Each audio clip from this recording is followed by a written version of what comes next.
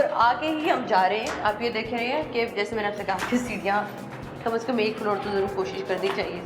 अच्छा, मुझे नहीं लग रहा कि ये प्रोग्राम कोई मेरा हो रहा है अच्छा, ये हो रहा है मेरा या ये कोई मेरा इंटरव्यू हो रहा है। फिर क्या लग रहा है? इसमें आपकी फरमाइश के मुताबिक चीज़ें चल रही हैं।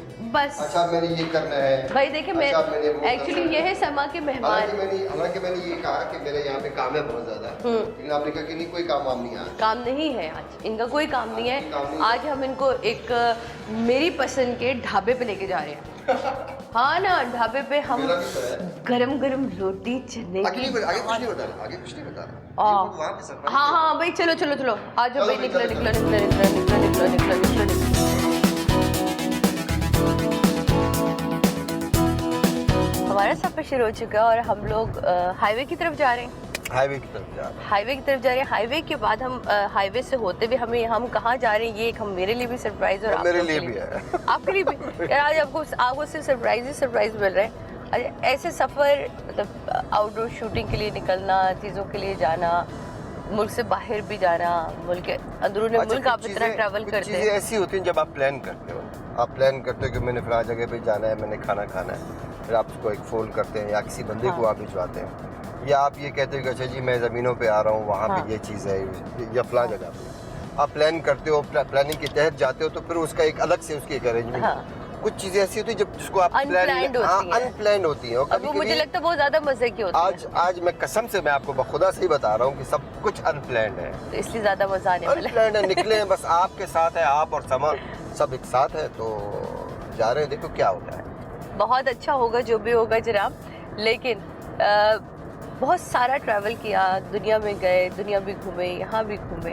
जब बाहर से आते हैं अपने मुल्क के अंदर, तो आके लगता नहीं कि यार अभी भी हम 22वीं सदी में, 21वीं सदी में दाखिल तो हो चुके हैं, लेकिन हम ठहरे हुए अभी 1901 में ही हैं। देखिए, कुछ चीज़ें ऐसी होती हैं जिससे आप जज करते हैं कि हम कहाँ पे हैं। अगर आप ये कहें कि आपके हाथ में जो सेल फ़ोन है या जो आपके पास एक नेट की सहूलत है, उससे अगर आप देखें तो आप कहेंगे कि हाँ मैं ऐसी सदी में हूँ। बिल्कुल।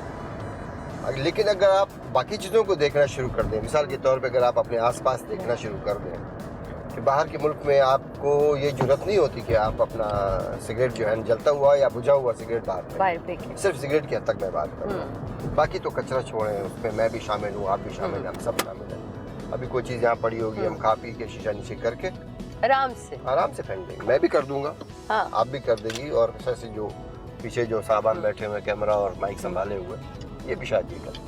जरा गौर कीजिए आप अपने इर्द गिर्द कि हम हर बार अपनी हुकूमत को या अपने लोगों को ब्लेम देते मैं आपको एक हैं, लेकिन चीज़ कभी मुड़ के अपना घर साफ नहीं करते। मैं आपकी बात काट रहा हूँ। ये बलोच पुल के पास से गुजर रहा है, ठीक है, एक चीज़ आपके चीज़ बनी, ठीक है, बिल्कुल। ये बनाई किसने? बिल्कुल। उस वक्त प्लानिंग कहाँ थी? उस वक्त क्यों प्लानिंग वाले को नहीं पता था कि क्या करना, क्यों नहीं सोचा गया? और ये कभी इस्तेमाल भी नहीं हुआ ये रैंप और ये है अब इसको तोड़ा जा रहा है। ये किसके पैसे गए? पैसे हमारे वो है ना, टैक्स तो हम दे रहे हैं ना। जो टैक्स दे रहा है वो उसको तकलीफ होती है, और जो करोड़ों कमाने के बाद सिर्फ 4000 रुपए टैक्स दे देता है वो बड़े खुश नसीब लोग होते हैं, बड़े अच्छे। मैं पता नहीं वो वाला टैक्स कब आएगा। खैर बहरहाल दुख होता है, अफसोस की बात भी है, लेकिन फिर एक उम्मीद भी है कि नहीं, अब इतना कुछ चीज़ें फास्ट हो गई हैं, चीज़ें इतनी आगे चली गई हैं कि अब हमारे जो इख्तियार वाले लोग हैं, जिनके पास इख्तियार है, वो शायद मजबूरन इन चीज़ों को उनको करना पड़ेगा, क्योंकि जवाब देना है ना। हम जब बहुत सारी चीज़ें पड़ोसी मुल्क से हम अडॉप्ट करते हैं, ठीक है, हमने ड्रामा भी किया, बहुत अरसे तक हमारे ड्रामे की डगर जो थी वो पड़ोसी मुल्क के ड्रामे की के हिसाब से चलती रही, फिर उसके बाद हम दोबारा अपने ड्रामे की तरफ आए। इसी तरह अगर हम बात करें सियासत की, तो पड़ोसी मुल्क की अगर आप राज्यसभा में देखें तो आर्टिस्ट वहाँ बहुत प्रोमिनेंट और नुमाया बाकायदा पोजीशंस पर नज़र आते हैं, लेकिन हमारे मुल्क में आर्टिस्ट जो है वो कोई कौमी असम्बली का मेंबर मैंने नहीं देखा, आर्टिस्ट को किसी बड़ी पोस्ट पे या ओहदों पे नहीं देखा। अब जैसा मुझे मतलब आपको नहीं लगता कि आर्टिस्टों को भी आना चाहिए सियासत की दुनिया में, या कोई बाउंड्रीज है जिनको खड़ा किया? क्योंकि पिछले नहीं देखिए, बात ये है ना कि सियासत मैं नहीं समझता कि वो कोई एक मखसूस तबके के लिए जो है ना वो मख्तस है कि नहीं ये लोग कर सकते हैं और मैं और आप नहीं कर सकते। मिसाल के तौर पे अगर मुझे ये कहा जाए कि आप आर्ट्स के मुतालिक यानी टेलीविज़न के मुतालिक, रेडियो के मुतालिक, थिएटर के मुतालिक इन मामलों को आप देखेंगे तो हो सकता है मैं ज़्यादा बेहतर अंदाज में वो करूँ। तो सियासत में हमें आना चाहिए, बिल्कुल आना चाहिए। आप ये देख लें कि पड़ोसी मुल्क में कितना उनसे काम लिया जाता है बिल्कुल, और उनको किस लेवल पे उनको रखा जाता है। आप ये देख लें कि एक आर्टिस्ट को किसी भी मुल्क के इमिग्रेशन की अथॉरिटी ने उनके साथ कोई बदतमीजी की तो पूरा मुल्क खड़ा हुआ बिल्कुल ठीक है ना।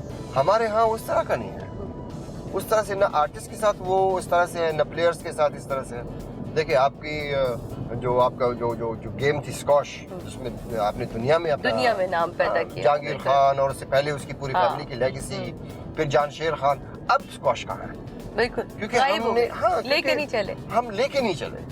इसी तरह से हमारे नेशनल गेम के साथ ये हुआ ना, हॉकी नेशनल गेम। अब वो हम उसको शायद अब बच्चों से पूछ लेना, अब किसी भी बच्चे से पूछ ले कि आपका नेशनल गेम क्या है, शायद उसको नहीं मालूम, नहीं पता, वो शायद क्रिकेट को ही नेशनल। हमारे वो फ्लाइंग हॉर्सेस, हमारे वो डैशिंग हीरोज, इस्लाह जैसे, हनीफ जैसे, कलीमुल्लाह जैसे, शहनाज सीनियर जैसे, समीउल्लाह जैसे, शहबाज जैसे कहाँ है? वो नहीं है ना। बिल्कुल इस तरह के लोग लेकिन हैं। हम आर्टिस्टों ने एक दौर देखा था परवेज मुशर्रफ साहब वाला, हाँ, जब आर्टिस्टों को भी बड़ी रिस्पेक्ट दी गई थी, बहुत ज्यादा प्रेसिडेंसी में शोज भी होते थे, लंच डिनर्स हमने बड़े अटेंड किए। परवेज मुशर्रफ खुद भी आर्टिस्ट था, हाँ, खुद भी बड़ा जबरदस्त सिंगर भी। बिल्कुल, लेकिन मेरा ख्याल है कि एक डिस्टेंस जो आर्टिस्ट का और हमारी गवर्नमेंट का है उसको खत्म करना चाहिए, होना चाहिए। देखिए तवज्जो देनी चाहिए। अगर आप तवज्जो नहीं देंगी तो अभी आप देख लेना कि अभी इस वक्त आपके उन आर्टिस्ट का क्या हाल है जो कि जिसको आप लेजेंड्स कह सकते हैं। आप कह सकते हैं कि हाँ ये वो लोग हैं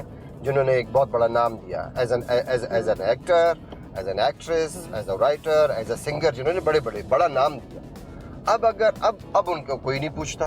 बिल्कुल, मैं अभी किसी का नाम नहीं लेना चाहता, हो सकता है किसी को बुरा लगे, लेकिन आप खुद देख ले हमारे जो बड़े बड़े राइटर्स हैं, बिल्कुल उनसे आप कोई लिखवा रहा है? नहीं, कोई नहीं लिखवा रहा। हमारे बड़े बड़े एक्टर्स जो गुजरे या जो एक्टर्स, तो यहाँ तकलीफ मेरा ख्याल है कि यहाँ दुख हमें गवर्नमेंट से ज्यादा अपने लोगों से शिकवा और शिकायत है। जब हमारे यहाँ बड़े अवार्ड्स होते हैं ना, स्टाइल अवार्ड्स बड़े स्टाइल से मनाए जा रहे होते हैं, तो उनमें जितने सीनियर लोग हैं वो पीछे वाली सीट पे बैठे हुए होते हैं। हमारे यहाँ जितना सीनियर होता जाता है वो पीछे चला जाता है। सादिया, मैंने उनके साथ काम किया है, इंडियन साथ मैंने काम किया, मैंने एक मूवी की आपने, बिल्कुल।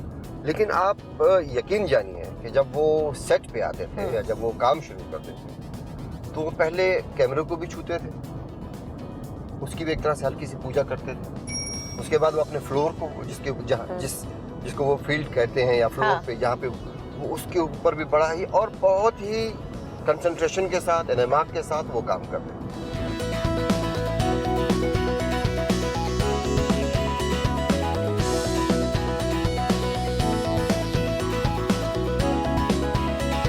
जबरदस्त किस्म की लगी है भूख लगी है जी हाँ। और अब हम लंच करने आ गए एक ढाबे पे, कोयटा दरबारी वीआईपी रेस्टोरेंट। वीआईपी लोग हैं यहाँ।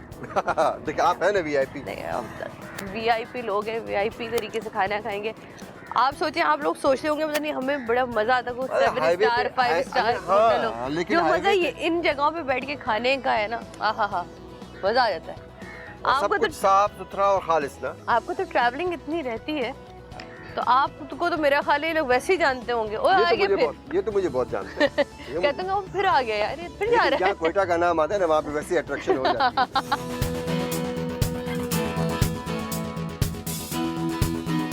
नमाज का वक्फा खत्म क्योंकि अयूब नमाज पढ़ने गए थे। अब आ गया है खाना, और खाने में क्या करते हैं? बात नहीं करते हैं। खाने में बात नहीं करते हैं भाई, क्या करूं मैं? अब बातें करनी है खाना खाने, और दाल करिए कि प्लीज मैं सामने जल्दी से स्टार्ट हो जाए, है ना? तो आप यूँ बातें क्यों नहीं आप करें अपने ऑडियंस से बातें, मुझे कोई फर्क नहीं पड़ता। ये नगने टाइम में मां नगना वरु नगर रंदा गुड मां मिलो से गिरो ब्रेक का से जनो ब्रेक का यही है ना। अब आपको पता है मैं क्यों करवा रही हूं? मानी जी माल थी भैया घुराइया दाल सा जबरदस्त से मानी घुराइया वठो दा ब्रेक थोड़ा सा गिंदे पया सिका जा ब्रेक मेरे से ब्रेक तो बात